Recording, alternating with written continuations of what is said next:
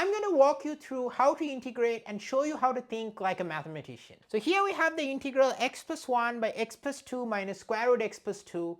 Now the first thing is it's always okay to be stuck and not necessarily know where to go. And I'll show you what the thinking process is of how to find the right solution, which may come with trial and error. So here we have this integral. Now my first bet always is to think about what is a u-substitution, right? What kind of u-substitution could we do? And that may or may not work, and that's okay. So here if we try to put u as a denominator, x plus 2 minus the square root of x plus 2, du would be something messy. You know, we'd have to differentiate a square root, which would then be 1 over 2 root something, you know, and we wouldn't necessarily see that in the numerator.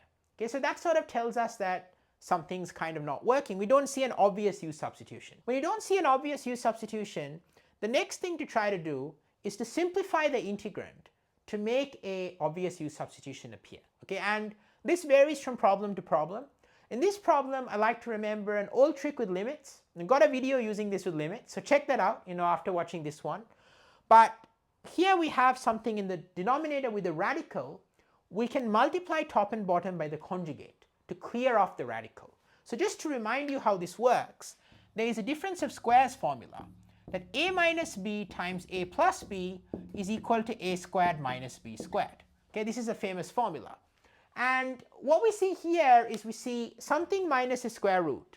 And the point is that because of the difference of squares formula, if I replace this minus sign here by a plus sign and multiply the same thing with just a plus sign there, then I'm going to get the squares, which is then going to clear off the radical. So let's try that out, and the denominator is going to be simpler. Okay, so anything that simplifies the denominator is good because that's the part of the integral we can't work with. You know, it's very difficult. If you have stuff with the numerator, you can write it as a sum of fractions. Stuff in the denominator, we can't sort of say a over b plus c is a over b plus a over c, right? So we need to sort of do something there. So let's try to simplify that way. So we're going to now get, and that's sort of a trick of the trade, you know, in math in general. So integration, calculus. So we multiply top and bottom by the conjugate. So the conjugate is going to be, we put a plus sign in between this and the radical. So we multiply with x plus 2 plus the square root of x plus 2 divided by x plus 2 minus the square root of x plus 2 times x plus 2 plus the square root of x plus 2. Okay, so very important. Doesn't need to be said, but you have to multiply top and bottom. You can't just multiply bottom because then of course you're multiplying by 1 basically because top and bottom cancel. So now what we need to do is we need to now simplify this and see what happens. So we use the difference of squares formula I'm just erasing right now, and that tells us that we're going to get up top, we're going to get the integral of x plus 1 times x plus 2 plus the square root of x plus 2 divided by x plus 2 squared minus the square of square root x plus 2. The square root of x plus 2 is just x plus 2. So we're going to get x plus 2 squared minus x plus 2, and that's going to be dx. And of course now what we can do is we can try to see what happens. Okay, this may or may not work. Okay, so a lot of it is okay if you try something and it doesn't work. It's okay. It's part of the learning process.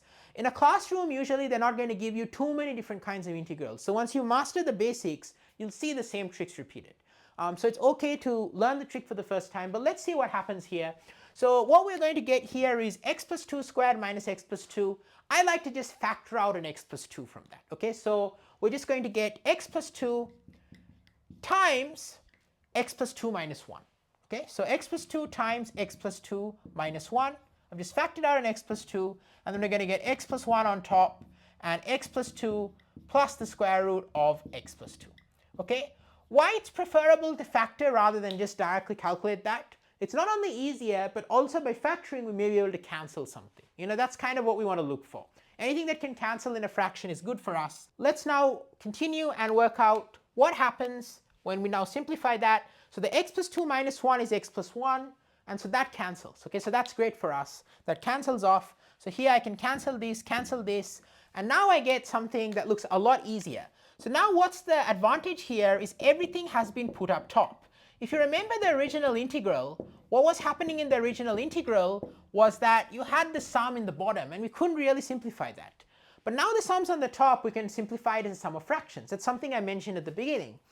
So now we can write this out as, you know, you can even put u is x plus 2 in this situation. You know, I in fact advise that. just to sort of see, okay, we have square root of u, okay? And that variable change doesn't change du. Du is going to be dx. But let's just write it out, okay? So I'm going to do it this way, 1 plus x plus 2 over x plus 2 plus square root x plus 2 over x plus 2, okay? And that's going to be times dx. And of course, now what we get is we get the integral of 1 plus 1 over the square root of x plus 2. So I'm even going to write this as x plus 2 power half divided by x plus 2 is x plus 2 power half minus 1, which is x plus 2 power negative half. Okay, I just want to write it as a single power because then I can apply the power rule for integration. So that's going to be my answer. And now we can, now we can do this, okay? So I'm going to erase this. All right, so now we can do this. So I just advocate, could have done this earlier, but I advocate just setting u equals x plus 2, recognizing du is equal to dx. So here we're just going to get the integral of 1 plus u to the negative half du, and that's of course just going to equal to, use the power rule for integration, term by term, it's going to be u plus u to the half divided by half, plus a constant. Okay, u to the negative half integrated is minus half plus 1 is half, so it's going to be half u to the half divided by half, and that's now going to be, well, u is x plus 2, so it's going to be x plus 2 plus 2 times the square root of x plus 2 plus a constant. And that's the integral, and that turns out to be pretty nice. It turns out to be pretty nice for something that looked a bit complicated. It turned out to be pretty nice.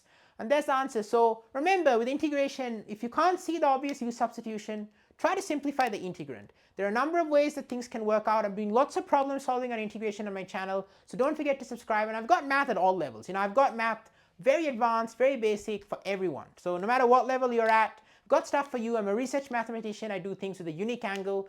And don't forget to share with friends, students, classmates, professors, anyone who can benefit. I'm doing short tutorials on how to solve problems. So I think lots of people can benefit. And my goal is to help as many people as possible. So by sharing, liking, subscribing, you really do a lot to help motivate me to continue creating fun math content that helps everyone.